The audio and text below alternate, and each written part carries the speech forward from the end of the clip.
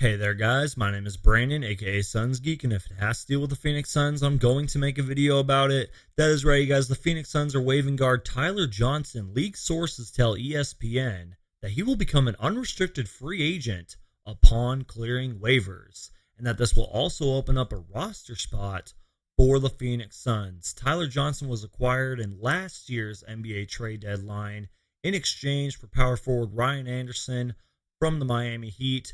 And unfortunately, Tyler Johnson dealt with a lot of nagging injuries. And due to those nagging injuries, Tyler Johnson only performed in 31 games this season, averaged 5.7 points per game, shot 38% from the field in only 16 minutes because of those injuries, and also because of a lot of backup point guards on this Phoenix Suns roster, and because of Monty Williams' interesting lineup and rotations decisions.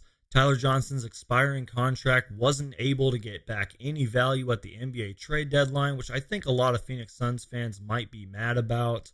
However, you guys, Tyler Johnson, he's only 27 years old, and according to ESPN, he's in the final year of his 4-year deal and is still owed $7 million out of his $19.25 million contract for the 2019-2020 season. And I honestly think a lot of people didn't really like Tyler Johnson because of his contract and because he was underperforming for the Phoenix Suns. But as I said, you guys, he's only 27 years old. He's got 5 years in the league. I know that a lot of Phoenix Suns players really did like Tyler Johnson. I got a chance to meet Tyler Johnson a couple of times. He's a very nice guy. So what do you guys think that the Phoenix Suns will do with this open roster spot? Are they going to sign a recently waived free agent? Are they going to give the spot to a G League player? As always, guys, please leave me your thoughts, comments, and opinions down below.